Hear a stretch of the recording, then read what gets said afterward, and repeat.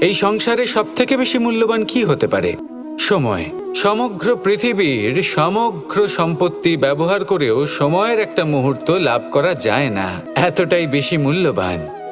আর এই সময়কেই আপনি হেলায় নষ্ট করতে থাকেন, এর সদ্ব্যবহার করেন না, নিজের স্বপ্ন পূরণ করেন না।